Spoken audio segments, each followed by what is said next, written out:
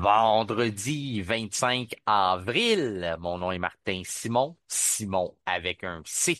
Et il me fait plaisir de vous souhaiter la bienvenue à un autre épisode du F1 Podcast. Aujourd'hui, c'est notre formule entre deux courses, c'est-à-dire que je reçois nos collaborateurs afin de discuter des sujets de l'heure dans le monde de la Formule 1 et on débute maintenant.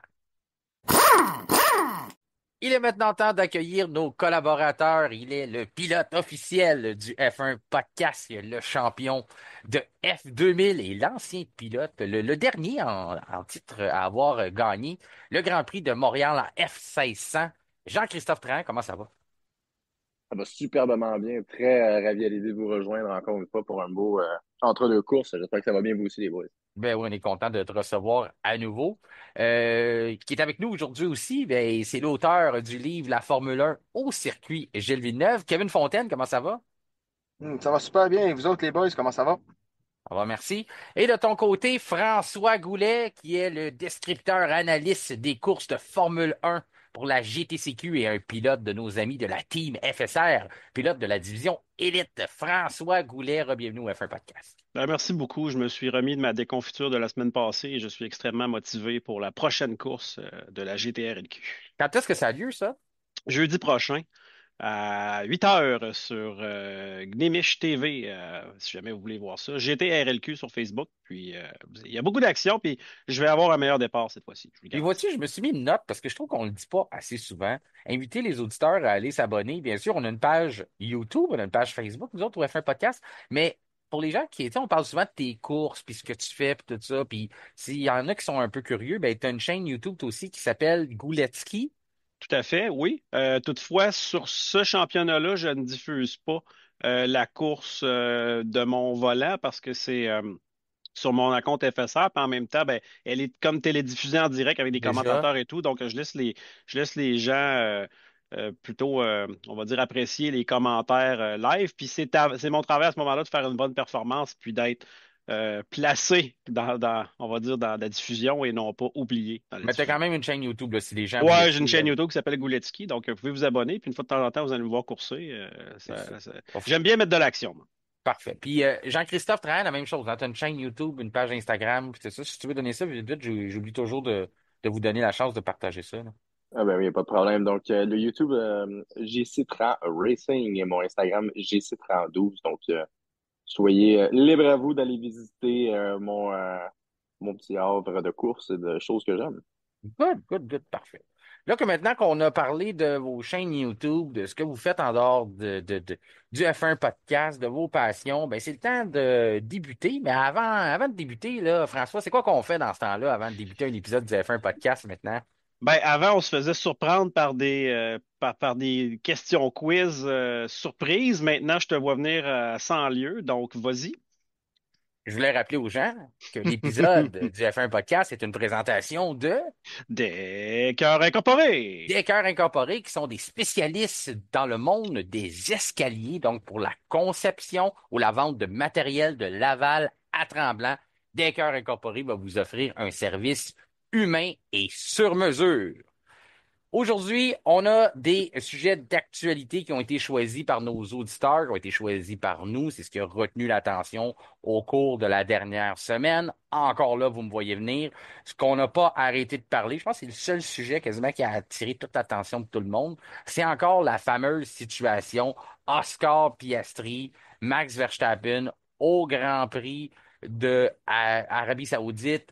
On a vu dans le virage 1 les deux voitures qui sont arrivées. Évidemment, il y a eu une décision de la FIA qui a été prise. On a donné une pénalité de 5 secondes. Il y en a qui sont pas d'accord, il y en a qui ont trouvé ça sévère. Kevin Fontaine et moi, on s'est prononcé là-dessus puisqu'on a fait l'épisode retour sur le Grand Prix d'Arabie Saoudite. Mais on n'a pas entendu François Goulet, puis on n'a pas entendu Jean-Christophe Tran, qui sont tous les deux des pilotes à leur manière, que ce soit dans le domaine de la simulation pour François ou que ce soit sur le terrain pour du côté de Jean-Christophe Tran. Donc, j'ai décidé de vous laisser vous prononcer là-dessus. Premièrement, est-ce que vous avez trouvé que ça valait une pénalité, la manœuvre? Qui prend le tort? Est-ce qu'on donne 50-50? Comment ça fonctionne? Je vais commencer avec toi, François. Tiens, comment tu as vu cette situation-là, là? Bien, a priori, la pénalité justifiée, je crois que oui. Mais la situation, je trouve qu'elle s'est passée un peu vite. sais, parce que, bon, premier tour arrive, la situation arrive, Verstappen court-circuite pour éviter un contact, mais prend un avantage quand même considérable par rapport à celui. Tu sais, je veux dire, il n'était pas en avant à ce moment-là, il était côte à côte. Donc là, il sort du virage et il a déjà quand même une longueur d'avance sur Oscar Piastri. Donc déjà en partant, ça, c'est pas correct en soi. Sauf que là, arrive le drapeau jaune un peu tardivement quand même après l'accident Tsunoda Gasly. Et aussitôt que le drapeau jaune, mettons, se termine, aussitôt que le vert est donné, si je me rappelle bien, au premier virage, bang, la pénalité tombe. Donc, j'ai Après trouvé que la c'est voiture de arrivé. sécurité, C'est c'est ça ça. Oh, exactement. Donc, exactement. c'est là que j'ai trouvé. Tu sais, moi, je me suis dit, bon, est-ce qu'ils vont avoir le temps est-ce qu'ils ont eu le temps de mesurer ça? Est-ce qu'il y a eu le temps tu sais, de redonner au pire la position un coup que la voiture de sécurité est terminée? Non, pas du tout. Donc, oui, la punition, je pense elle était justifiée, mais je trouve que la punition est arrivée un peu vite. Tu sais, il aurait peut-être pu donner un tour à Verstappen pour dire, OK, ben, je pense que j'ai court-circuité, que je dois redonner la position, ou du moins un demi-tour, mais d'avoir tu sais, une position plus favorable et pas. Parce que si Verstappen avait de redonner la position à Oscar Piastri, tout de suite au départ, il se serait fait manger la laine sur le dos par plus qu'un pilote. C'est ça, parce que faut expliquer aux gens, maintenant, on donne plus, dans le fond, on donne plus l'information aux écuries de dire vous êtes dans le tort. Tu sais, la FIA ne vient pas de trancher puis dire nécessairement à Red Bull, ben là, vous devez remettre la position. C'est en gros, du côté de la FIA, on fait l'étude, on a tous les outils pour analyser, puis on a une décision, puis là, on attend de dire est-ce que l'équipe va se tromper, est-ce que l'équipe va prendre la bonne. C'est quasiment, on a la réponse au quiz, là, puis c'est de voir, vous, comment allez-vous interpréter ce règlement-là de votre côté? Allez-vous le prendre de la bonne manière? Sinon, on va vous pénaliser. Par contre, comme tu dis, situation particulière, à cause de la voiture de sécurité, la relance, on donne tout de suite la pénalité en recommençant, comme on dit, t'as pas ordonné la position, mais on l'aurait pas fait du côté de Red Bull. On a été transparent, on le dit. Nous, on n'avait pas l'impression qu'on était dans le tort, mais aussi c'était une situation qui était assez serrée. Il y a d'autres situations comme Antonelli, c'est arrivé, il a redonné la position, mais c'était plus clair pour l'écurie de dire, oh non, non, là, t'as vraiment dépassé à cause de ça. Du côté de Red Bull, ben, nous, on était persuadés que les deux voitures étaient ensemble au point de corde, donc on n'avait pas besoin de le redonner. On était prêts à prendre cette chance-là, au pire d'être pénalisé, sauf que c'est dur à voir à quel moment, si on avait décidé de la redonner, à quel moment on aurait pu le faire vraiment. Comme tu dis, là, peut-être que la FIA aurait dû leur laisser faire au moins un tour. Après ça aurait été plus justifié des pénalités de dire vous avez vraiment pas eu l'intention de leur donner, donc on vous pénalise.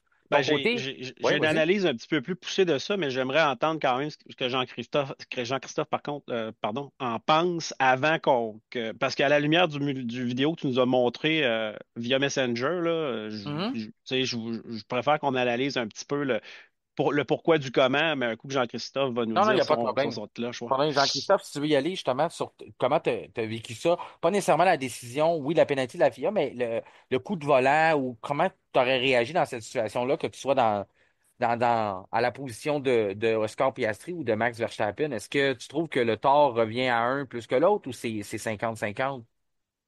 Oui, donc, bon, brièvement, je veux dire, moi, je pense que la pénalité, Verstappen la méritait. La manière que la FIA a réglé ça, pas vraiment, je sais pas, je trouve ça trop douteux, là, de la manière dont il lance l'avertissement ou le non-avertissement, en fait, mais pour, concrètement, vraiment, la manœuvre en tant que telle, pour moi, ce qui me fait dire que ça va vraiment mériter une pénalité, c'était le moment décisif lorsque les deux pilotes font leur grosse pression de frein initiale, là, quand vraiment ils prennent la décision là, qui vient dans une fraction de seconde de freiner à cet endroit-là qui est un peu aléatoire. Tout le temps un jeu de chat et la souris, qui va freiner en premier, qui va mordre. Et Piastri, non seulement il était à l'intérieur, mais il a freiné une petite affaire plus tard. Et là, Verstappen, intelligent comme il est, sournois comme il est, a relâché les freins beaucoup plus tôt, sachant qu'il n'allait pas être capable, avec l'angle dont Piastri approchait, le fait qu'il a freiné plus tard, d'aller légalement dans la piste le contourner. Donc, tout ce qu'il peut faire, c'est d'un peu jouer dans les zones grises, comme il a déjà fait dans les batailles avec Hamilton à l'époque, dans les mêmes endroits.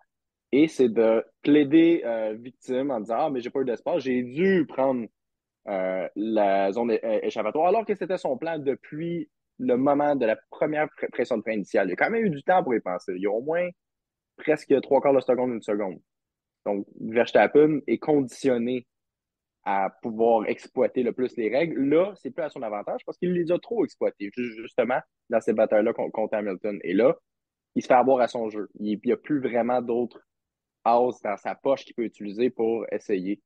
C'était vraiment juste un petit mauvais départ, un rare mauvais départ pour Verstappen qui a un peu causé cette situation-là en boule de neige à la fin, qui lui a donné pénalité et qui l'a relégué derrière Piastri pour une course qui ressemble à Monaco là, pour la séquence de virage, puis le fait que c'est difficile de dépasser, qu'on a des voitures égales ou similaires en performance. Là, je veux pas te mettre des mots dans la bouche, mais est-ce que tu évalues la situation parce que c'est Verstappen, à cause que c'est lui qui prend des libertés, ou c'est vraiment le livre des règlements qui devrait être exploité comme ça pour tout le monde? Ben, on n'a pas le choix de regarder Verstappen comme un exemple probant, parce que c'est lui qui a un peu modifié cette règle-là de Mhm. exploitation des zones échappatoires comme pour gagner du temps ou des positions. Il a fait changer la FIA sur certains points où les a rendus plus stricts sur certains points. Donc, c'est lui qui les exploite le plus, mais c'est aussi que lui qui a causé au commissaire de devoir regarder spécifiquement pour ça, parce que c'est lui qui fait ça plus que tout le monde. Donc, On, on a, d'après on moi, ça a, va avec l'autre. on a modifié les règles d'engagement. Euh, Par contre, je le mets de l'autre côté. Là, on retourne du revers de la médaille, puis je vais aller avec toi, François. Si Verstappen fait ça au prochain Grand Prix, on n'aimait pas ça avant, là. Lorsqu'il laisse pas d'espace pour un pilote sur le côté, puis qu'il s'en va carrément couper, puis s'en va le reconduire jusqu'à la ligne, là, jusqu'à l'extérieur. S'il fait ça, j'ai déjà entendu des gens s'offusquer sur ce côté-là aussi. Ça veut dire que maintenant, dans le fond, il peut reprendre son habitude. C'est juste que là, il s'est retrouvé à être à l'extérieur. Puis normalement, c'est très rare qu'il est à l'extérieur. Là, c'était à cause de la position de la grille de départ, là. Mais normalement, c'est lui qui est là, puis c'est lui qui va aller pousser le pilote vers l'extérieur du circuit. C'est vrai que c'est plus souvent l'agresseur que l'agressé. Mais c'est le fun qu'on en parle de ça parce que à chaque fois qu'il y a une situation comme ça implique Verstappen. Ouais. Qu'il soit d'un côté ou de l'autre, on n'entend jamais parler d'une histoire comme ça entre Leclerc et Russell, exemple. Par contre, tu sais, moi, quand je l'ai vu la première fois, j'ai dit, bon, mais pourquoi, exemple, puis tu sais, puis j'ai corrigé mon tir là-dessus, pourquoi Piastri n'a pas peut-être plus collé l'intérieur pour donner de la place à Verstappen? Mais c'est arrivé tellement vite que j'ai mal analysé. Avec la vidéo que tu nous as montrée tantôt, qui était super intéressant. Sérieux, je l'ai écouté 6 fois d'affilée juste pour l'analyser comme il faut. Ouais, merci à Eric Lendros qui m'a envoyé ça Ah, c'est Eric complètement Lindros, good. ouais, qui m'a envoyé ça complètement par hasard, puis ça tombait que j'étais en préparation pour l'épisode, puis je voulais l'envoyer pour dire, écoute, je trouve que ça résume bien. Tu sais, il y avait des photos et des choses comme ça. Je trouvais que cette vidéo-là montrait vraiment bien l'angle, mieux que ce qu'on avait eu à la télévision, là. Tu sais, c'est vraiment quelque chose qui est fait à partir de la télémétrie. Donc, ça nous donne un meilleur angle pour juger. C'est vraiment bien sérieux, puis ça m'a donné vraiment un portrait plus précis de ce qui s'est passé parce que, comme bon, Jean-Christophe l'a dit, les deux pilotes d'école, un départ moins intéressant de la part de Verstappen. Et lorsque Piastri freine et prend le point de corde, Verstappen, lui, a beaucoup plus de vitesse à ce moment-là. Et comme aussi Jean-Christophe l'a dit, ben, le freinage est un peu aléatoire parce que lorsqu'on fait un tour normal, on a toujours nos points de freinage réguliers, tu sais, la pancarte de 100 mètres, l'arbre ou n'importe quoi. On ne sait jamais un nombre parce que la journée va changer, mais c'est toujours quelque chose de fixe autour du circuit qui va déterminer ton point de freinage ou plus ou moins ton point de freinage. Dans un départ, on ne sait pas trop ce qu'on va freiner, tout dépendant des apports d'érable. Là, Verstappen avait beaucoup plus de vitesse que Piastri s'est amené à côté de Piastri et à la vitesse qui arrivait et la façon que Piastri a pris le virage, c'est sûr que Verstappen aurait pas pu arriver à côté de lui. En même temps, je pense que ça déstabilisait un peu Piastri parce que j'ai remarqué que la ligne que Piastri a prise n'était pas optimale pour la sortie de virage du prochain. On Non. voit qu'il a été un peu surpris. Fait que comme, tu sais, ça l'a déstabilisé. Fait que si vous regardez ça un peu, vous voyez que sa sortie de virage n'est pas optimale d'un côté. Puis, j'en suis venu à réfléchir que s'il y avait eu un mur là, au lieu d'une zone d'échappement, c'est certain que Verstappen n'aurait pas agi de la même façon et il aurait probablement reculé pour pouvoir se mettre derrière Piastri parce que sinon les deux se seraient retrouvés euh, dans un accident. C'est le même exemple que j'avais donné pour Lando Norris à Austin, puisqu'il y a des zones de dégagement qui sont grosses là-bas. Donc, à ce moment-là, il avait foncé, puis il avait été obligé de sortir. Puis à ce moment-là, les gens, on était, comme je disais tantôt, on était à l'envers de la médaille. Là, les gens s'étaient offusqués qu'il n'avait pas laissé de la place à Norris pour tourner le virage avec lui, sauf que j'avais utilisé justement l'exemple que tu avais dit que s'il y avait eu un mur là, Norris n'aurait pas tenté de vouloir aller mettre sa voiture là, il serait juste rangé derrière Verstappen. La situation qui est différente, par contre, c'est que il y a souvent le code qui dit au premier tour. Donc, lors du premier tour d'une épreuve, on n'est plus indulgent. Tu le mentionnais, c'est bon d'expliquer. Le point de freinage au départ, il est différent, il est plus difficile à saisir. Il y a le fait, là, pour mettre les gens en perspective, se donner une idée, à cause du plein de carburant, là, les F1, dans le début d'une épreuve, c'est comme si on avait un passager avec nous. Parce qu'on a 200 livres de plus dans la voiture. Donc, 200 livres, environ là, 160 livres, 180 livres pour un poids normal d'une personne. Donc, c'est comme si on avait une personne à l'arrière de nous dans la voiture. Donc, c'est sûr que lorsqu'on veut freiner, c'est pas la même façon qu'en qualification ou que plus que la course avance. Donc, on sent vraiment le niveau d'essence venir nous pousser à l'avant dans la voiture. Donc, c'est sûr que ça aussi, ça vient affecter. Là, comme tu dis, on a, c'est la raison pour laquelle je parle qu'on est au départ d'une course. C'est pas nécessairement parce que j'ai envie d'apporter ça, c'est qu'on l'a déjà vu par le passé. Puis la FIA a tranché dans le dossier de Yuki Tsunoda. Yuki Tsunoda qui a bousillé la course à Pierre Gasly. Il y a eu collision. Puis dans le communiqué qui est sorti, ça a attiré mon attention. Je dis pourquoi qu'on n'a pas, je l'avais mentionné lundi, je dis pourquoi on n'a pas puni Tsunoda qui bousille une course mais on punit Verstappen qui, lui, oui, a pris un avantage, mais a quand même évité un contact. On a dit, c'est la ligne que je souligne ici, qu'on dit, ah, c'est à cause de la largeur de la piste. La piste qui est sinueuse, qui est étroite, on ne pouvait pas laisser les deux voitures compétitionner ensemble, donc on a pris pour acquis que la situation, que c'est le départ d'une épreuve et le fait que la piste est pas large, on a toléré qu'il y ait un contact sans pénaliser les deux pilotes. On dit incident de course lié au premier tour. Donc, j'ai trouvé ça drôle que si on utilise ce vocabulaire-là pour une situation qui cause un accident, on ne veut pas l'utiliser nécessairement, comme tu dis, s'il y avait eu un mur ou quoi que ce soit, qu'on ne veut pas nécessairement l'utiliser pour Max Verstappen et Piastri. Qu'on ne tient pas en compte que c'est le départ d'une épreuve, c'est le premier tour, on arrive dans le premier virage, puis là, on se coltaille un peu les deux voitures, puis finalement, il n'y a pas d'espace pour les deux. Ça, j'ai trouvé ça un peu ordinaire dans la communication, mais encore là, c'est dur de instaurer une ligne de conduite lorsque un contact n'est pas pénalisé, mais pas de contact, c'est une pénalité. Oui, il y a un avantage qui a été gagné, mais l'avantage, par le temps on a décidé de donner la pénalité, avec la voiture de sécurité, elle avait disparu, cet avantage-là. La seule chose qui est revenue, c'est qu'on était dans les mêmes positions qu'au départ. Donc, Verstappen premier, Piastri deuxième. C'est la seule chose qu'il y avait dans cette balance-là. Si on laisse tomber le dossier de qui a eu tort, je pense qu'on a assez fait le tour puis on réglera rien du passé. Mais si on regarde pour le futur, est-ce que la FIA fait une erreur de ne plus communiquer avec les écuries pour leur indiquer que votre pilote est dans le tort puis vous devez remettre la position? Je vais aller avec Kevin Fontaine parce que Kevin est encore là. Je veux pas qu'il s'endorme. Il n'a pas eu la chance de parler encore. Puis je C'est veux être sûr correct. que tu te sentes avec nous autres, Kevin, puis que les gens n'oublient pas que tu es avec nous. Donc, euh, de ton côté, est-ce que tu penses que ce règlement-là, ils se sont trompés en décidant de ne plus communiquer aux équipes? Dans le fond, on a la réponse, on a tous les outils pour le dire, mais on décide de ne pas trancher puis d'attendre voir si les écuries vont prendre la bonne décision. Ouais, je pense qu'on a ouvert une boîte de Pandore entre ces deux pilotes-là, que le prochain duel entre Verstappen et Piastri au premier virage du premier tour risque d'être très animé. Moi, je pense qu'en tant qu'arbitre du sport, que la FIA se doit d'agir en toute transparence et de demander aux écuries de faire passer le message aux pilotes s'il arrive une situation XY en piste. À mon avis, la FIA se doit décider du verdict, de communiquer avec les écuries du pourquoi cette décision-là elle a été prise.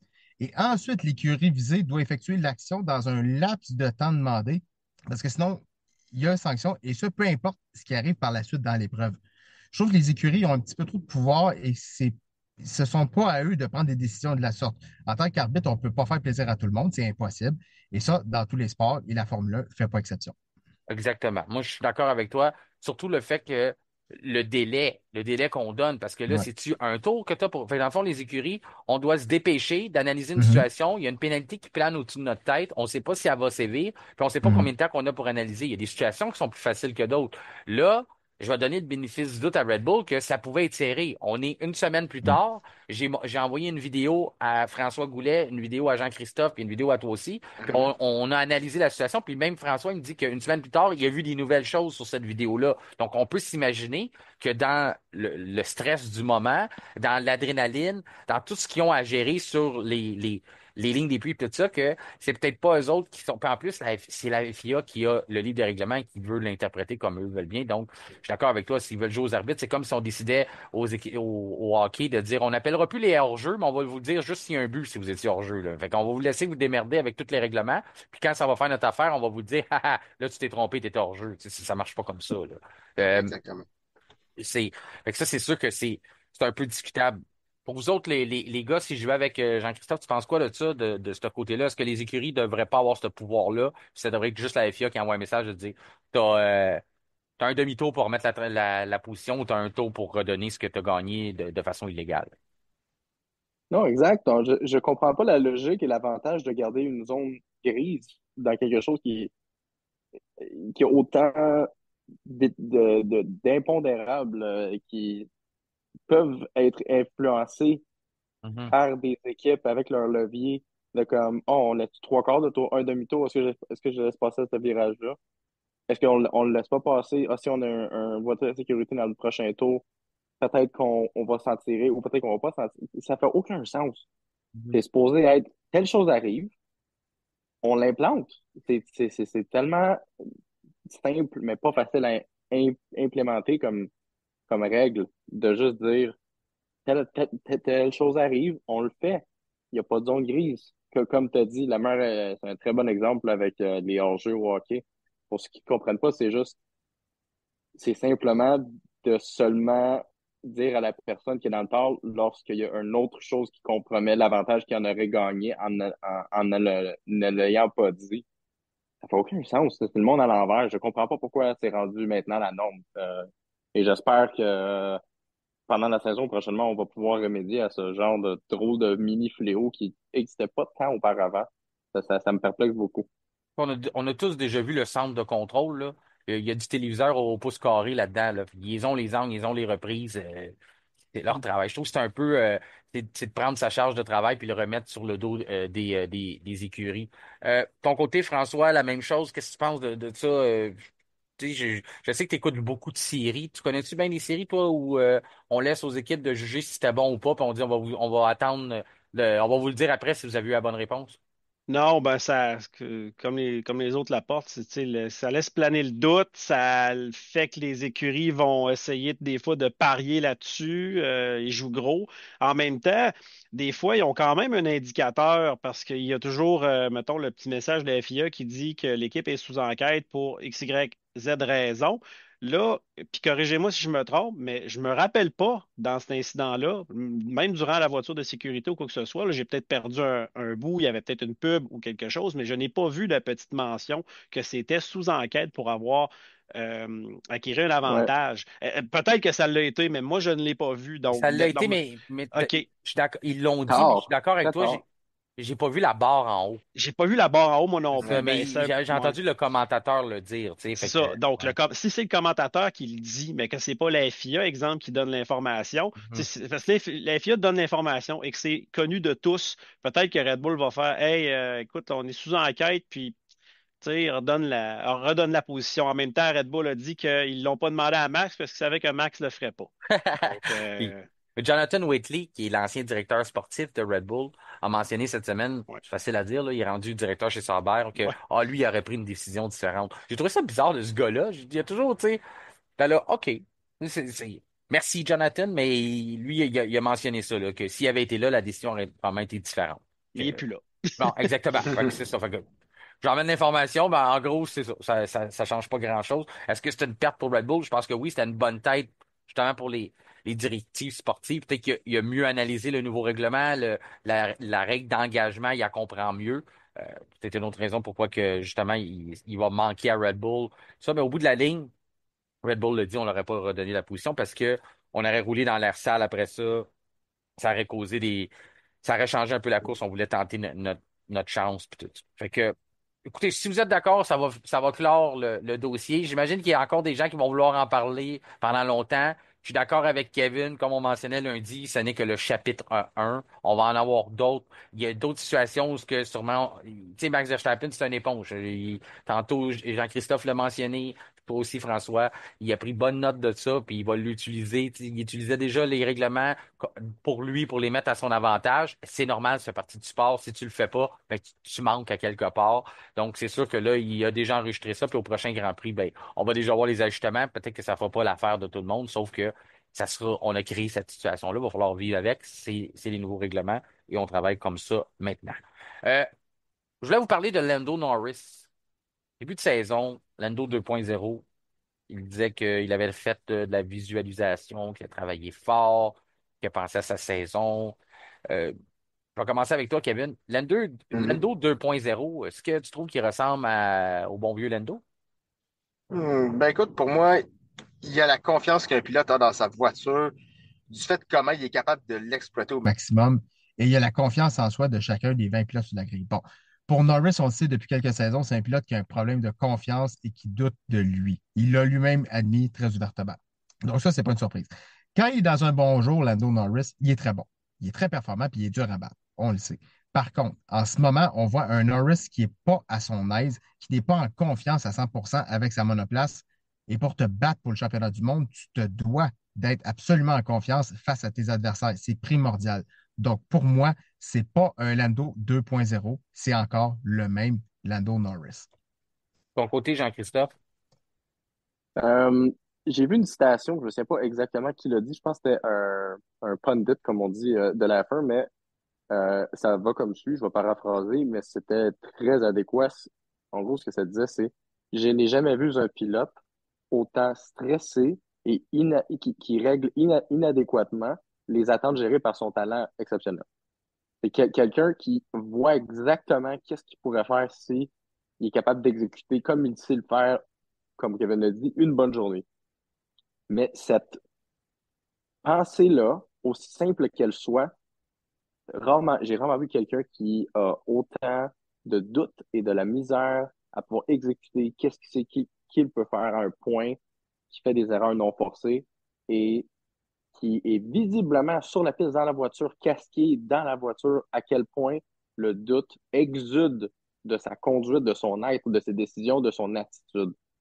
Et on pensait encore une fois que Lando, tout d'un coup, là, avec un petit peu plus de poils sur le torse, là, d'avoir été chercher le championnat des constructeurs à l'aide de Oscar Piastri l'année passée, et là, avec la meilleure voiture du peloton, parfois de loin, être capable finalement d'aller s'établir comme la nouvelle ère dans la F1, comme Zach Brown a aimé dire et a dit un peu trop vite, qu'il y a un Oscar Piastri qui, lui, en a plus de poils sur le torse. Lui est capable de la prendre, cette pression-là.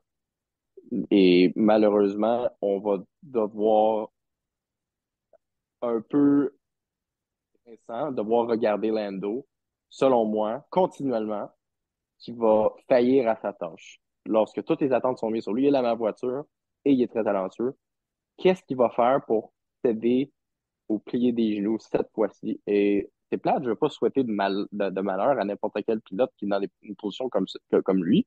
Et c'est pas que je le souhaite, lui-même se l'attire. Et c'est ça. C'est vraiment pas plus compliqué que ça, malheureusement. J'aurais aimé ça voir Lando 2.0 moi aussi. François, si on regarde Lando Norris depuis le début de la saison, on va juste aller au Grand Prix de Bahreïn, il positionne mal sa voiture sur la grille de départ, 5 secondes de pénalité. Après ça, on arrive au Grand Prix d'Arabie Saoudite, échappe sa voiture en qualification. Après ça, on arrive dans le Grand Prix. Son entrée au puits était quasiment catastrophique. Il faillit mettre la voiture dans le mur. Puis ça, c'était pas la fin de ses problèmes. À la sortie des puits, c'était très limite, là. C'était quasiment un 5 secondes de pénalité pour ne pas avoir suivi la directive de course. Les erreurs se multiplient, puis on dirait qu'il est créatif dans sa façon de trouver des nouvelles façons de se tirer dans le pied. Puis ça, là, je touche même pas la partie où il a perdu 3 tours à pas comprendre comment dépasser Lewis Ah, Hamilton sur le DRS. Ouais. ouais, ben, c'est ça le problème là, avec Lando Norris, c'est que exemple l'année dernière, moi, ce que je trouvais de Lando Norris qui était le plaisant, c'est que s'il faisait une erreur, quoi que ce soit, il se relevait la course d'après, il pouvait mettre la voiture en pole, parce qu'on sait qu'il y a eu beaucoup de pole des fois qui capitalisaient pas là-dessus. Mais je m'attendais à ce que Norris soit plus solide, mais j'ai l'impression maintenant, depuis le début de la saison, que Norris est encore plus préoccupé qu'il pouvait l'être l'année dernière parce que même s'il y a eu de la maturité de ce championnat-là, quand je dis championnat, c'est pas nécessairement ce qu'il a gagné, mais l'ensemble des courses et tout ça, c'est que là, il y a plus Max Verstappen seulement à avoir comme stress. Il y a son coéquipier qui est aussi vite que lui en ce moment ou peut-être un petit peu moins vite, mais qui exécute mieux. Et j'ai l'impression que ça commence à lui rentrer dans la tête. Donc oui, les erreurs sont là. C'est jamais les mêmes erreurs. Donc quand tu dis d'être créatif comme ça, ben il l'est. Puis là, la fenêtre d'opportunité pour Lando Norris est en train. Ben tu sais, ça fait 5 courses, puis c'est très serré encore le championnat. Il n'y a rien qui dit qu'il ne pourra pas rebondir, mais moi, je vois la fenêtre d'opportunité se fermer quand même parce que on ne sait jamais quand est-ce que ça va se représenter. Puis Mm. côté mental en ce moment, c'est Piastri qui est le plus solide des deux. Donc, écoute, tu sais, Lando Norris, je l'aime bien comme pilote, je l'aime bien comme individu, mais en même temps, j'aime beaucoup Oscar Piastri aussi. Je serais pas déçu si l'un ou l'autre gagne, mais en ce moment, j'aime bien voir ce que Piastri fait, puis Lando Norris n'aide vraiment pas sa cause sur les analyses qu'on fait de sa personne. Moi, je me demande si sa fenêtre d'opportunité que tu parles, elle s'est pas fermée la saison dernière. Peut-être bien. Avec le fait qu'Oscar Piastri avait encore des erreurs dans son jeu, sa gestion de pneus n'était pas encore en point, gestion de course, avait des erreurs quelquefois en qualification. Tu le dis, Lando Norris était un très bon pilote en qualification la saison dernière. On dirait que cette année, la fenêtre, elle s'est jamais ouverte. Elle l'était Mm. peut-être à cause que oui, la voiture est bonne, puis il y a toujours une possibilité. Il y a 5 grands prix disputés. Si tu peux retourner la situation, si dans les 5 prochains, tu fais mieux que ton coéquipier, ben, Mhm. t'es de retour en affaires. Sauf que présentement, je me dis, quand on va dresser, je vais loin, là, mais quand on va dresser le bilan de sa carrière, on va se dire la grosse opportunité qu'il va avoir eu de saisir un titre, c'est probablement celle de la saison dernière où il était là pour. Puis, tu sais, on se rappellera que la catastrophe au Brésil, pendant que Verstappen part 17e, puis réussit à revenir, puis gagner, toi, t'es pas capable de te faire justice dans la pluie avec l'auto. Tu sais, en tout cas, c'est peut-être un rendez-vous manqué qu'on va se rappeler, celle de la saison 2024, parce que pour l'instant, le rendez-vous 2025, il a été là, peut-être l'instant de la pré-saison, mais depuis que c'est débuté, on le sent pas nécessairement que, tu sais, oui, il y a eu sa victoire au début, mais je sais pas, j'ai l'impression qu'il y a quelque chose qui clique pas. Et il parle aussi que la voiture, il a pas nécessairement en confiance avec l'auto. Euh, j'aime ce que je trouve aussi, il y a peut-être une pression qu'il s'est mis lui-même, hein. Je le ramène souvent, le fait que lorsque son bon ami Max gagnait, aimait ça plus souvent qu'autrement, un peu comme George Russell faisait rappeler que c'est la voiture qui gagne, puis qu'on pourrait mettre à peu près, tu sais, j'ai déjà entendu quelqu'un dire, ah, si on pouvait mettre à peu près 10, 15 pilotes de la grille qui seraient champions dans cet auto-là.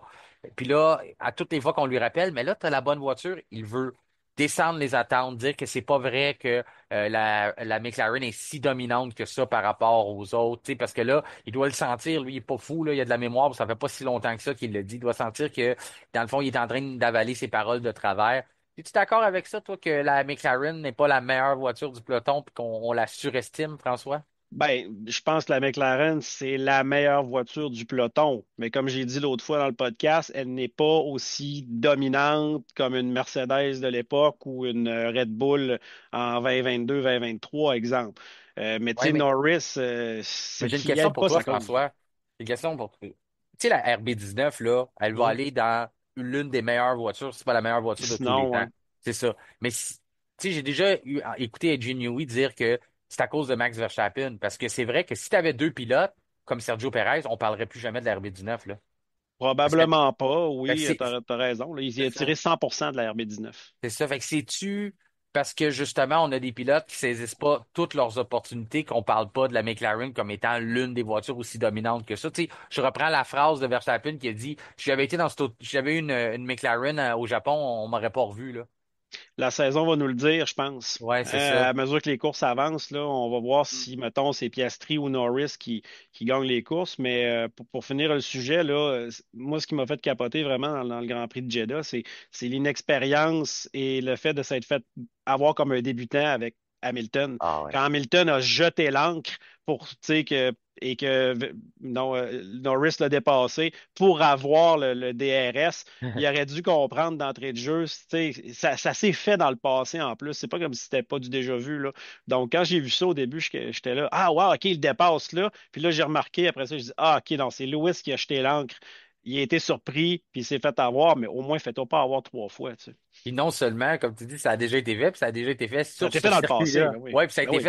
ça a été fait à Jeddah, en Arabie Saoudite. Ouais. Donc, on le sait, cette particularité-là de comment que les ondes DRS sont faites dans cette configuration-là. Euh, c'est pas mal ce qui conclut le dossier de Lando Norris. Maintenant, on peut convoquer le deuxième pilote au bureau du directeur.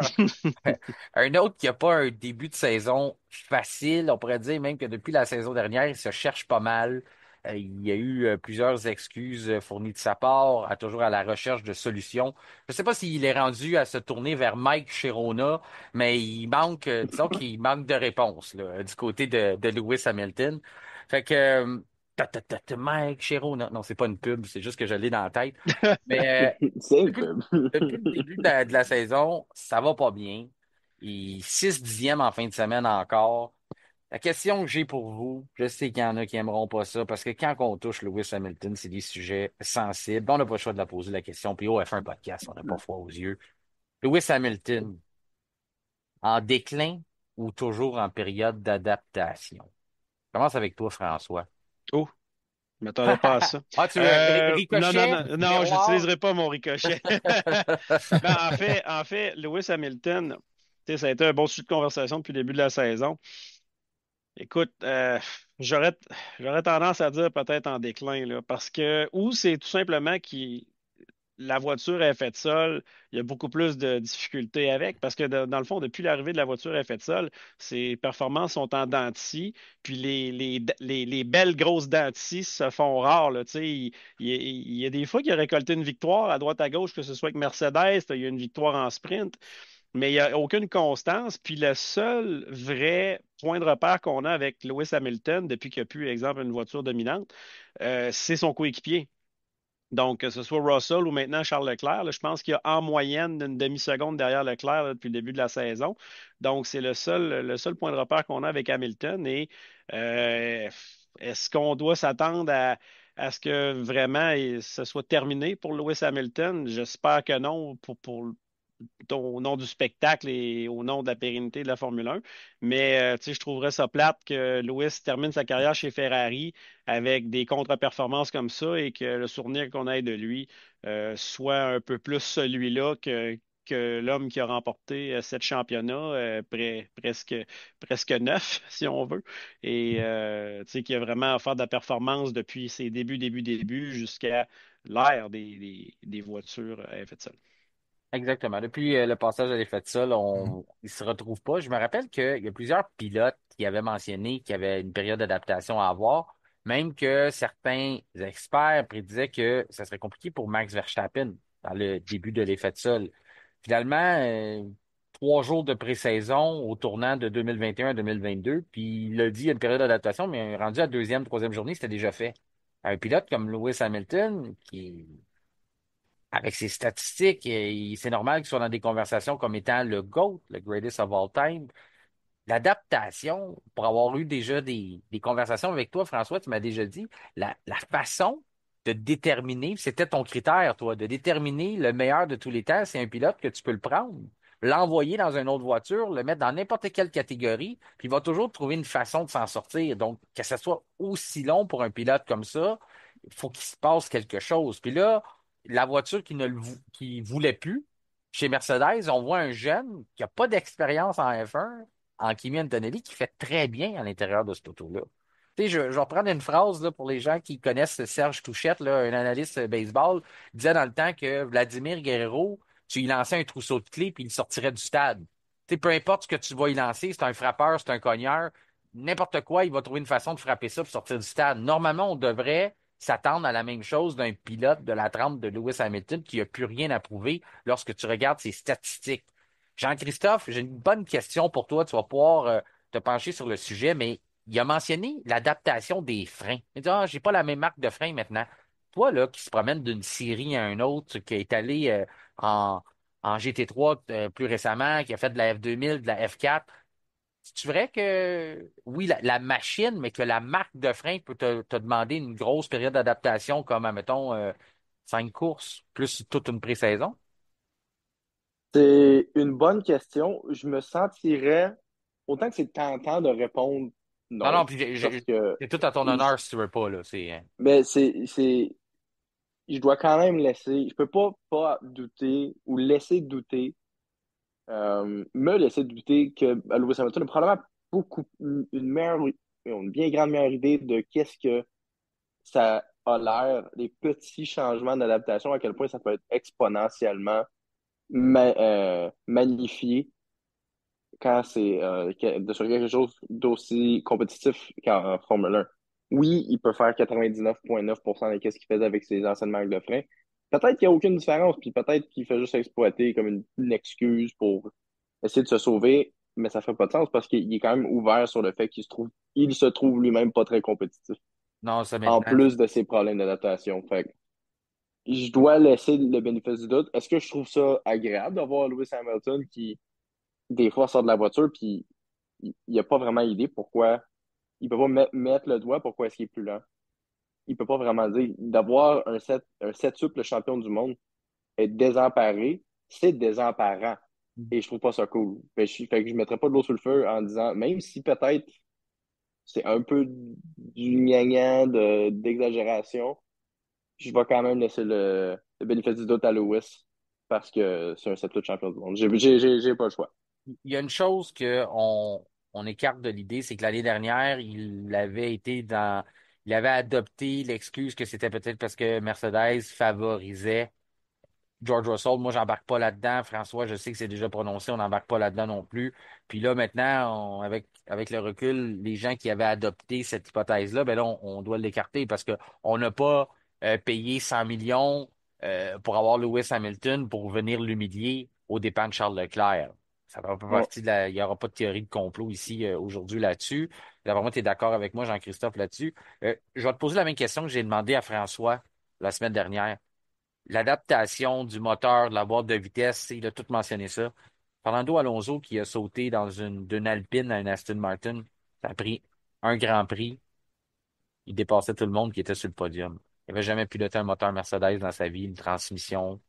C'était tout nouveau, là. T'en penses, toi, Jean-Christophe? Oui, exactement. C'est exactement la même comparaison qu'on peut en faire. Il n'y a pas vraiment, quand le pilote est à un niveau, en plus, Fernando est plus vieux, Mhm. si le pilote est à l'aise, le pilote est à l'aise. Si le pilote n'est pas à l'aise avec quelque chose ou un facteur, un obstacle de l'équipe, quelque chose de procédural très concrète avec une équipe en particulier, s'il est juste happy-go-lucky, il est capable d'embarquer dans n'importe quoi et être confortable, c'est pas une question de voiture, c'est une question de pilote. Et comme début de saison, même s'il y a eu un podium et une victoire avec la course sprint en Chine, c'est pas représentatif. Non, à Le cause de la reste, disqualification. C'est ça. oui, exact, exact. C'est ça. Puis, moi, C'est- où ce que je veux en venir avec ça, c'est que normalement, on détermine que les meilleurs pilotes, pour revenir à ce que François disait, là, tu sais, que lorsqu'il avait déterminé ses critères pour un meilleur, c'est un pilote s'adapte. Tu sais, Gilles Villeneuve, tu le prenais, tu le mettais Ah, sur une motoneige, il était rapide, tu le c'était ça la qualité. Et Max Verstappen, tu le prends puis tu le mets dans n'importe quelle série. Tu allais faire des tests dans d'autres séries, puis les ingénieurs ont dit il est déjà il fait un tour, puis il est déjà au maximum de la voiture. Il comprend déjà, il est déjà capable de saisir.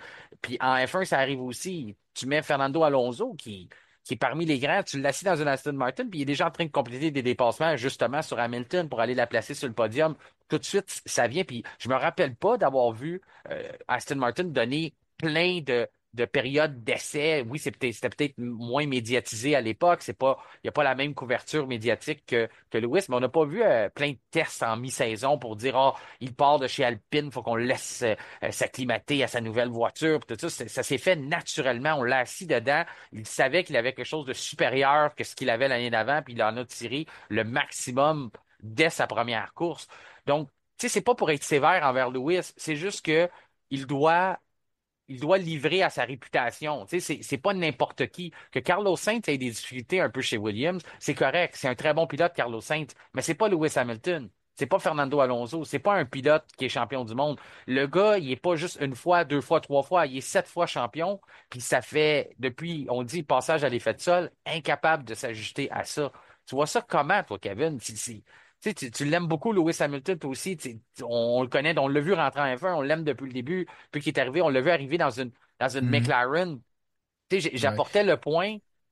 Est-ce que le fait qu'il a jamais fait une voiture de sous-catégorie, puis je dis ça pas tu sais, d'une voiture de fond de peloton, comme George Russell a commencé chez Mhm. Williams, comme Max Verstappen a eu une Toro Rosso, comme Fernando Alonso a eu une Minardi. Est-ce qu'il y a, ces Ouais. gars-là n'ont pas bâti une expertise d'avoir des autos qui sont pas toujours dans la fenêtre qu'eux ils veulent, mais d'être capable de les prendre puis d'en soutirer le maximum, même s'ils sont pas complètement à l'aise? Parce que je me suis jamais assis dans une voiture, dans une Williams ou dans ces choses-là, mais j'imagine que George Russell était très rarement à l'aise dans la Williams à Mhm. l'époque où il a commencé. Donc, lorsqu'il arrive, puis il n'y a pas une Mercedes qui est moindrement à sa main, un week-end donné, ben, il est quand même capable de trouver une façon. Je reviens avec mon idée du Vladimir Guerrero qui va trouver une façon de frapper quand même le trousseau de clés puis de sortir du stade. Ben, il trouve une façon quand même de soutirer le meilleur puis de placer la voiture comme il le faisait à l'époque, une Williams au 13e rang, mais Lewis Hamilton a sauté cette étape-là. Donc, est-ce que c'est quelque chose qui lui manque? Penses-tu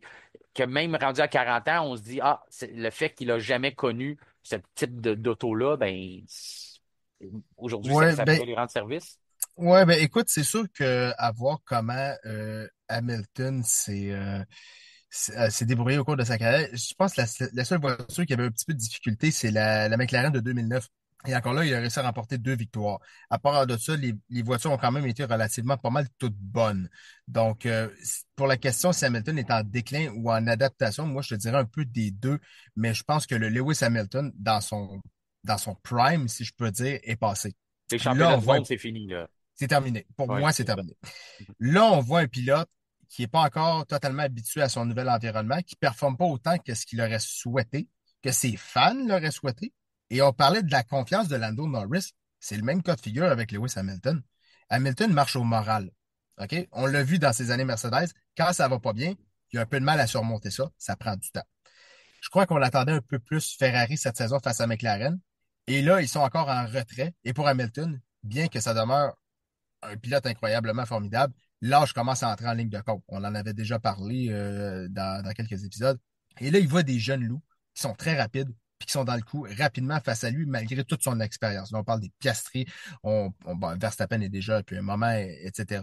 La jeunesse est là et elle est rapide d'entrée de jeu. Même Donc Kimi oui, Antonelli, c'est ça. même Kylian Antonelli, exactement. Donc oui, un peu déçu, mais en même temps, je m'attendais à une saison un peu difficile pour Hamilton chez Ferrari, notamment face à Leclerc. Est-ce qu'il va reprendre du poil de la bête? Je lui souhaite. Je lui souhaite parce que c'est comme on l'a mentionné, c'est pas le fun d'avoir un septuple champion du monde avoir autant de difficultés que ça à bord de sa voiture. Pour ajouter à ça, j'écoutais les commentaires de Frédéric Vasseur cette semaine qui voulait, d'une certaine façon, prendre la défense de Lewis, mais aussi rétablir les faits. Je ne sais pas si ça a sorti tout seul ou il voulait faire ça, mais il a dit c'est une nouvelle voiture pour tout le monde chez Ferrari. Il a dit on a changé le concept. C'est pas une évolution de la saison dernière. On a changé le concept de la voiture. Donc, c'est venu mettre en perspective que même Charles, techniquement, a pas, mis à part connaître les bons mécanos, la langue, les places, tu sais, les personnes ressources, tu sais, tout ça, il connaît, mais côté voiture, c'est pas une évolution de la saison dernière. Donc, il mettait même que Charles Leclerc, pour lui, est aussi en adaptation chez Ferrari, puis il s'en tire bien. Donc, il voulait rétablir que les deux ont parti quasiment égal. Je pense pas que c'est vraiment juste de dire ça, mais on va dire que Charles n'a pas nécessairement beaucoup d'avance sur Lewis avec cette nouvelle monture-là. Toi, de ton côté, François, qui change de voiture constamment dans tes courses de simulation, qui saute d'une voiture à l'autre, puis tout ça, l'adaptation là, d'un pilote par rapport à ça, tu sais, on disait 5 courses, là, j'en reviens toujours avec le 5 courses magiques, mais là, Carlos Sainz, qui a été remplacé par Lewis, ça fait 2 fois qu'il se qualifie devant, là. C'est pas, ça devient pas un peu gênant, ça?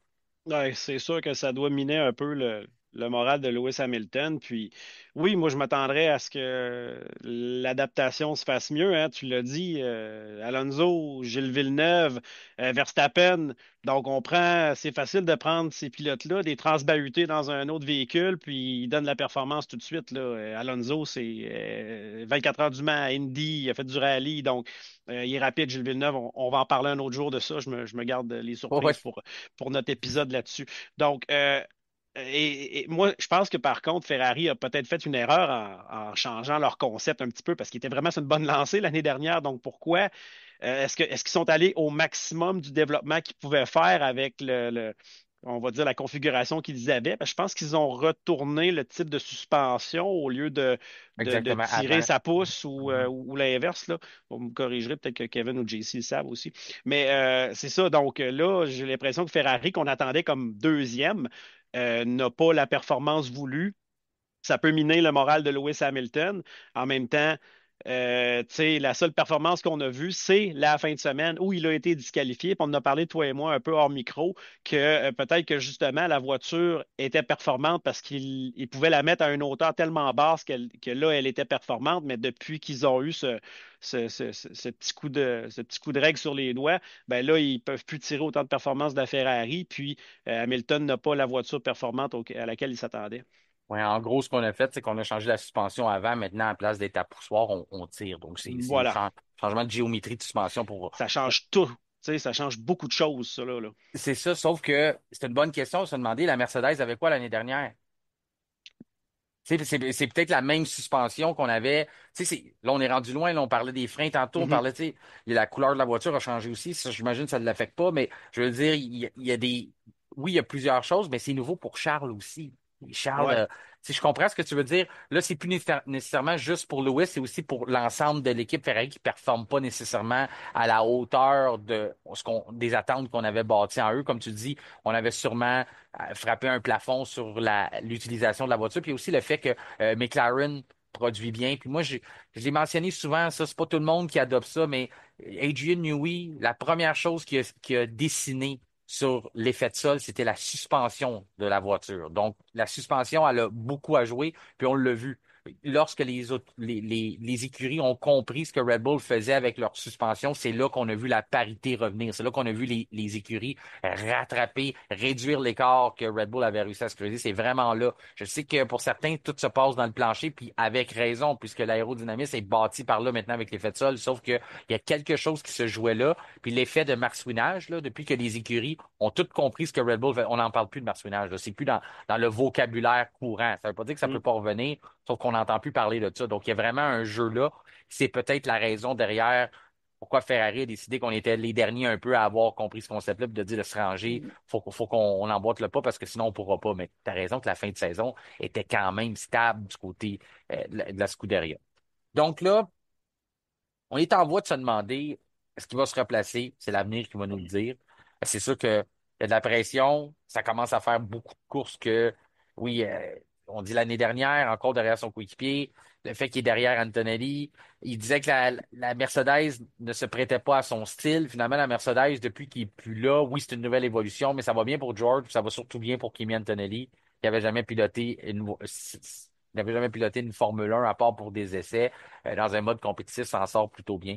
Donc, je suis pas la dernière fois qu'on en parle, d'après moi, mais est-ce qu'on attend le changement de réglementation? Si ça continue comme ça, là, Jean-Christophe, tu aimerais voir quoi de Lewis Hamilton? Parce que là, présentement, là, Mercedes, là, pour nous, on a frappé le meilleur coup. On n'a plus Lewis, on n'a pas été obligé de le mettre dehors, donc on n'a pas passé pour les méchants. Les fans nous en veulent pas. C'est Lewis qui a décidé de partir, puis là, on le voit ailleurs, puis on se dit, sais, parce que Toto Wolff avait mentionné qu'il était sur le bord de prendre une décision pas parce qu'il ne voulait plus de Lewis Hamilton, mais c'est parce qu'il voulait pas perdre Kimi Antonelli à cause de son âge. 18 ans versus 40, on se pose pas la question. Un appartient à l'avenir, puis l'autre appartient au passé. Mais là, il voit ce que Lewis fait chez Ferrari, puis il se dit, tabarouette, que les étoiles se sont bien alignées, là. Mais on pousse ça jusqu'où? Je sais que tu as une appréciation pour l'équipe. Est-ce que tu voudrais voir Ferrari quand même lui donner sa chance dans une nouvelle génération de voitures l'année prochaine? Penses-tu que tout ça va tout régler? Ou si ça continue comme ça, puis on ne se replace pas cette année, il va falloir commencer à regarder pour Oliver Burman l'année prochaine? Ah, écoute, autant que ça me peine à dire, j'ai l'impression que si on n'a pas vu Lewis transitionner de manière facile et efficace d'un manufacturier à l'autre, d'après moi, ça augure pas le printemps, même si la voiture est naturellement rapide, parce que ce sera une adaptation quand même, de devoir s'adapter à un autre ensemble de régulation. Ouais, Ça va être un peu la même histoire, malheureusement. il est plus à l'âge où est-ce que c'est comme un jeune pilote ou est-ce qu'il absorbe un peu tout comme une éponge. On était un petit peu dans le doute longtemps, là. Puis je le sens encore un petit peu qu'il va peut-être en venir. Il va peut-être avoir une très grande séquence prochainement, bientôt cette saison, celle d'après. Peut-être, mais ça ne sera plus la norme. On ne retrouvera plus la genre de normalitude de savoir que Lewis Hamilton va se trouver en avant s'il y a une voiture compétitive. Même s'il y a une voiture compétitive, comme en ce moment, lui-même, il l'a dit à la dernière course en Arabie Saoudite, Charles est en avant, la voiture a le potentiel de faire un P3. Moi, je suis en P7. Je suis 30 secondes en arrière en fin de course. C'est beaucoup de 30 secondes avec son coéquipier, là. C'est le même écart qu'il C'est- y avait en qualif, 6 dixièmes au tour. Exactement. Donc, est-ce que ça, c'est un présage pour quelque chose pour un printemps meilleur? Je pense pas, malheureusement. On est vraiment dans les. On doit vraiment extraire le plus de marketing possible de Lewis et d'avoir de vraiment prendre ses bons week-ends quand il les a, parce que la plupart du temps, malheureusement, il est toujours un peu en train de remonter la pente. Il est jamais, malheureusement, on top of the ball, comme on dit Mhm. dans le jargon sportif. Euh, c'est ça. Je crois encore à son talent, comme beaucoup devraient, et moi aussi. Mais selon moi, on ne trouvera pas la norme de savoir que Lewis, c'est la référence. Pas avec ce qu'on a en ce moment. Moi, je veux pas dire, je vous l'avais dit, les gars, puis je veux pas dire ça. Je veux pas aller non, mais je veux pas aller dans ce côté-là du tout, mais ça va sonner comme ça. Mais j'avais mentionné que pour moi, les championnats du monde, c'est terminé. C'est simplement des flashs qu'on va voir. Par contre, Kevin, on passe beaucoup de temps ensemble dans les podcasts. Tu vas te rappeler que je m'attendais que ça soit pénible en qualification à cause du défi que représentait Charles Leclerc. Mais moi, je m'attendais qu'il ferait du rattrapage le dimanche. Présentement, il en fait même pas le dimanche. Ça, c'est le bout qui m'inquiète le plus, là, présentement. Les qualifs, pour moi, ça avait disparu, là. David Coulthard avait raison. Lorsque ça quitte, ça revient pas. Hakkinen allait dans le même sens. Mais le fait que sa gestion de pneus, à quel point c'était le point fort de Lewis Hamilton, puis là, présentement, qui est pas capable de faire du rattrapage le dimanche, moi, c'est le bout qui m'inquiète. De ton côté, tu en penses quoi, là, de ça? C'est sûr que c'est pas une situation qui est facile pour Hamilton quand on sait le parcours qu'il a eu, à quel point Lewis Hamilton, dans le passé, tout le monde s'en souvient, en tout cas les fans de longue date, Hamilton, c'était le pilote numéro un en qualification. C'était le pilote le plus rapide. Et là, on voit qu'il galère. Parfois, je pense qu'il va réussir à nous sortir une bonne performance dans la saison. Là, s'il Ferrari apporte des bonnes évolutions, on va peut-être voir des petits flashs de Hamilton à gauche, à droite, mais sur une saison complète, je pense pas. Je pense pas. Je pense que comme j'ai mentionné, le prime de Lewis Hamilton est passé. L'âge, malheureusement, fait effet. Et c'est sûr, face à un compétiteur comme Charles Leclerc qui est pratiquement toujours rapide, qui réussit à aller chercher des dixièmes à gauche, à droite en qualification, à aller pousser sa voiture le plus possible contre les murets pour aller chercher le plus de vitesse possible et faire le meilleur chrono. C'est pas évident de battre. C'est pas évident d'aller chercher Charles Leclerc, surtout même quand on s'appelle Lewis Hamilton. Donc, j'ai hâte de voir la suite, mais je pense que ça va être difficile pour Hamilton. Jean-Christophe, pour continuer dans la section, je te l'avais dit, mais là, c'est toi qui vas pouvoir jouer à ça. Yuki Tsunoda qui arrive chez Red Bull puis il dit, moi, je vais faire mes propres réglages. Tu te rappelles de ça quand on a eu cette Ah ouais. conversation-là? Oui, oui. J'étais d'accord avec toi. Ça a jamais bien fini pour personne, ça. Puis je me rappelle tes commentaires quand t'as vu que Yuki a dit ça. Ça a duré l'instant de un Grand Prix. Fait qu'on on va quand même lui donner ça à sa faveur. Il a essayé ça au Japon, ça a été une catastrophe. Il s'est promené avec il avait l'air d'avoir une soucoupe volante à grosseur d'aileron qu'il avait. Moi, j'avais catégorisé ça encore plus drôle. J'avais dit que ça avait l'air d'un enfant qui a dit, je suis capable de le prendre ton vélo, mais moins un petit trou en arrière, par exemple. Va te le chauffer ton vélo, mais garde les petits trous parce que je veux pas tomber. Fait que ça a eu l'air de ça un peu. Il dit, hey, Exact. donne-moi là ta Red Bull, je vais te montrer comment ça marche, mais écoute, mets-moi un plus gros aileron parce que sinon, on va l'échapper.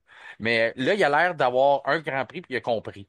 Est-ce que tu es satisfait de la transition présentement c'est encore court, mais l'échantillon Yuki Tsunoda présentement pour Red Bull, pour toi, est-ce que si tu étais dans les souliers de Christian Horner ou de Dr. Marco, que tu continues de chercher un pilote pour l'année prochaine ou tu penses que tu l'as? Je crois encore qu'un échantillon de deux Grands Prix, même histoire pour Lawson, c'est trop court, mais ces deux Grands Prix-là d'exploration sont moins grinçants que ce qu'on avait avec Lawson au début. Donc, J'aime le est-ce que fait que ça tu aurait dis dû... deux parce que tu comptes Ouais. pas Arabie Saoudite dans le fond. C'est un peu à moi avec la Jar au début de C'est la saison. vrai, Celle-là, au début, je le corrige-tu que c'est trois? Non, non, il a Non, raison. non, il a raison. C'est Moi aussi, c'est j'ai deux. pensé ça. Bon, vas-y, c'est ça. Jean-Christophe, C'était pas un excuse-moi. grand prix. Mais non, mais c'est vrai. Non, vous avez Oui. raison. C'était c'était mon cheminement de pensée, parce que son grand prix a duré 3 virages. Exact. Euh, Puis il était encore une fois très loin en qualif. Fait que ça confirmerait qu'on savait pas déjà. Mais ses écarts sont moins grands. Fait qu'il il est capable de se tailler une place en Q3. Il est un peu après ça dans un no man's land, comme on dit. Euh, Est-ce que c'est le choix moins pire? Oui, ça aurait dû être le choix du début. Il serait probablement légèrement plus en avant si ben, en termes euh, d'évolution avec la voiture s'il avait commencé la saison avec Red Bull. C'est moins pénible à regarder. D'après moi, il y a moins à faire comme travail pour être juste potable. Pas encore très ravissant, là, ou dans la trempe d'un Verstappen, mais juste tout le temps dans les points, tout le temps dans le top 5-7. S'il est capable d'être ça pour le dernier 65-70% de la saison, je crois qu'il va gagner son pari. Il va être capable de se négocier un contrat de l'année prochaine. Est-ce que ça serait le meilleur choix? Hors de tout doute. C'est 100% qu'il y a un meilleur pilote peut-être sur la grille qui serait capable de mieux gérer euh, le caractère d'une Red Bull. Ouais. Je sais pas. Est-ce que ce pilote, on le sait, c'est qui? Non, parce qu'on peut pas les essayer tous dans des tests privés, puis avec des réglages faciles, là. On peut pas on peut pas tout prendre la grille ou prendre les pilotes libres dans le monde du sport et les Non, non, essayer. c'est ça, c'est Ils limité. sont un peu pognés à développer les pilotes dans l'échantillon de pilotes qui ont déjà dans la Red Bull Academy. Ils sont déjà coupables d'aller Avec ça, ouais. un peu François, trop ailleurs, là. ouais. François, de ton côté, si, c'est la première fois qu'on avait un pilote dans le top 8 Red Bull depuis Bakou la saison dernière. Je veux juste rappeler aux gens que Bakou n'était pas en début de saison 2024, à la fin. Là. Fait que ça a l'air gros quand on dit ça, mais c'est quand même grave, là, mais je veux dire, c'est pas aussi pire que le calendrier standard. Mais de ton côté, François, lorsque tu regardes depuis qu'il est là, c'est sûr qu'on a réduit l'écart considérablement.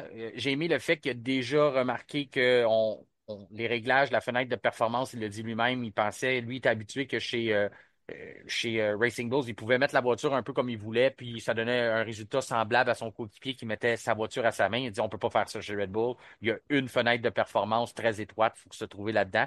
Une chose qui m'a déçu, OK? On parle d'une écurie de développement pour Red Bull. Il dit, moi, on m'avait jamais parlé de fenêtre de température pour les pneus, de tour de préchauffer, trouver la bonne façon de mettre la voiture dans. Moi, j'allais en piste, je roulais. Ça avait l'air de ça dans le temps, là, il s'en va en piste, puis il roule.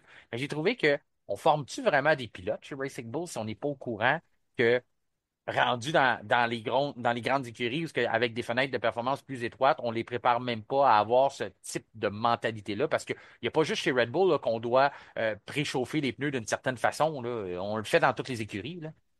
Ben, moi, je trouve ça très curieux que cette information-là ait jamais été véhiculée. J'ai même un peu de misère à croire que ça ne l'a pas été. En même temps, Ça. c'est la même famille, donc c'est se tirer dans le pied de garder une information comme ça. Puis d'ailleurs, avec l'expérience que tous ces gens-là ont, déjà qu'ils ne le savent pas, c'est un gros point d'interrogation, moi, là, au-dessus de ma tête, là. Ah, exactement. En tout cas, moi, je revenais pas. Je tombais en bas de ma chaise quand il a dit ça. T'es rendu à sa. Combien de saisons, Kevin, présentement, Ben, Tsunoda est à présent Cinquième, je depuis pense. 2021, depuis 2000. cinquième Ouais. saison, puis Ouais, chose de même.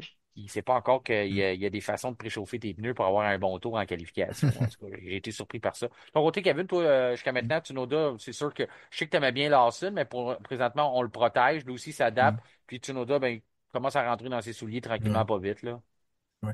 Ben écoute, en toute somme, c'est pas mauvais, ça pourrait être mieux. On va s'entendre, ça pourrait être mieux, mais c'est pas mauvais. Il a réussi à mettre sa Red Bull en Q3, mis à part au Japon.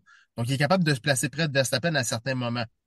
Mais lorsqu'on arrive en Q3, là, Max hausse le ton et Tsunoda se retrouve plus loin.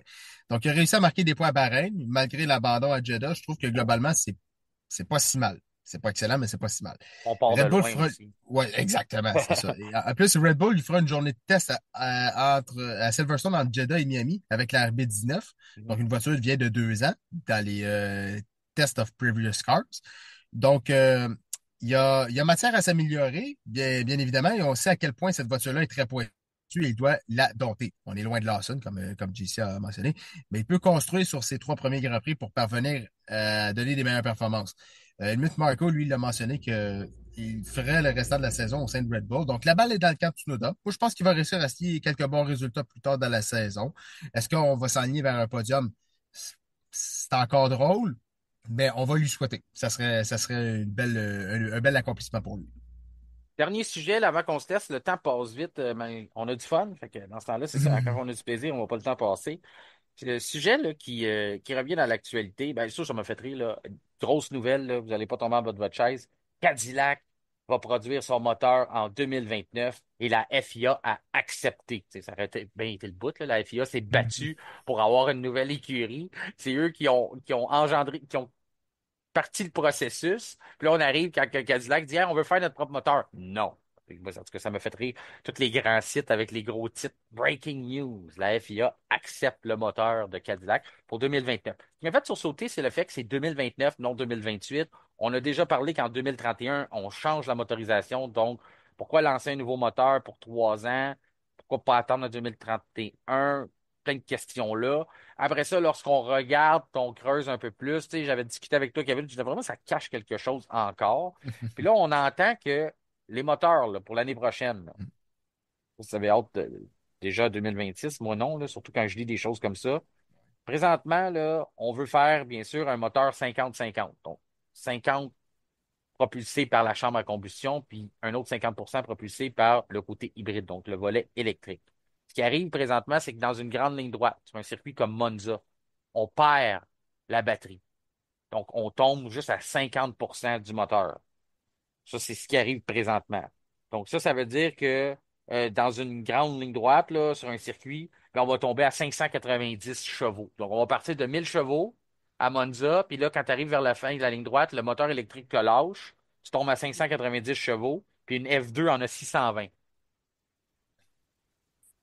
J'espère que vous n'êtes pas en train de pleurer pour l'année prochaine. Vous n'êtes pas en train de tomber en... J'ai un gros moment Fouette, de fouette, silence, tout le fouette, monde est fouette. traumatisé. Qu'est-ce qu'il vient de nous dire là, lui? C'est ça. Fait que 580. Fait que là, en gros, ça veut dire que l'année prochaine, si on s'en va comme ça, on a des F2 au bout de la ligne droite à Monza. Là. Ça fait peur.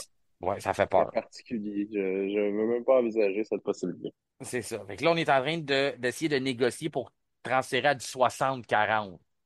Pour être sûr que, justement, juste de garder que si jamais le moteur électrique nous flanche dans la ligne droite, ben, qu'on conserve quand même un certain nombre de chevaux qui dépassent une F2. Mais ça fait peur. Fait que là, on regarde tout ça. Fait que là, il y a des écuries qui disent, ben là, on est peut-être d'accord pour switcher pour le 60-40, mais Mercedes, eux autres, faut croire que ça fonctionne parce qu'on dit, non, on n'est pas d'accord. Ça prend l'unanimité. Fait que là, on ne sait pas si Audi s'est prononcé encore. On ne sait pas si, on ne sait pas encore la version de Ferrari, eux autres, sont corrects pour changer, puis Red Bull sont corrects pour changer. Fait que là, présentement, c'est une des problématiques qu'on a. Fait que là, ça va pas dans le bon sens. Donc, encore là, on a écarté le fait d'emmener un V10. On en avait déjà parlé ici à l'épisode, comme quoi que, à l'émission, comme quoi que c'était pas viable là, de complètement scraper ce moteur-là. Sauf que là, on est en train de modifier un peu, baisser le volet électrique pour essayer de rencontrer les exigences. En tout cas, fait que ça, c'est les dernières nouvelles qu'on a pour là. Désolé de vous avoir traumatisé en fin d'épisode comme ça. J'espère que vous ne ferez pas des cauchemars, mais c'est quelque chose à vérifier quand même pour le reste de la saison. Je vous demanderai pas si vous êtes inquiet parce que votre silence a J'étais répondu. vraiment bouche bée, moi. Ouais, J'étais comme, c'est-tu de la fabulation? C'est-tu Une vraiment vrai? niaiserie, c'est ça. Ça donne froid dans le dos. Ouais, ça devrait dans le dos, c'est ça. En tout cas, fait que, j'espère qu'on va remédier au problème. C'est sûr qu'on ne se présentera pas comme ça. Ouais. Mais j'en reviens pas qu'on arrive.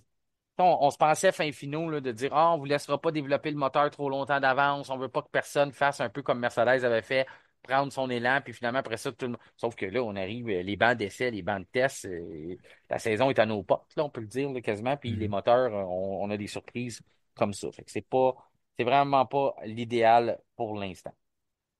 En terminant, peut-être qu'on peut y aller avec un vrai ou faux pour ajouter de l'huile sur le feu. Antonelli ou Hamilton va finir avec plus de points cette année. Je commence avec toi, Kevin, rapidement, juste vrai ou faux. Vrai qu'Antonelli va causer une surprise puis battre Hamilton. Ton côté, Jean-Christophe. Ou j'ai ce pressentiment, moi aussi. Je dois dire, je sais pas pourquoi, mis à part la tendance établie par le début de saison, mais ouais, je reste avec Kevin là-dessus. Ton côté, François. Ah, j'ai pas le choix d'aller avec la famille parce que Antonelli, jeune loup, soif, bonne voiture, Hamilton, démotivé, comme on l'a dit un peu tantôt, selon toute vraisemblance, donc potentiellement sur le déclin et une voiture un peu moins performante. Donc, écoute, c'est bizarre à dire, personne ne l'aurait prédit, mais Antonelli. D'accord avec vous. On n'aura pas de chicane là-dessus. Puis je vous en colle une petite dernière avant qu'on parte, mais très rapide parce qu'il nous reste vraiment pas beaucoup de temps, puis je voudrais pas qu'on se fasse couper.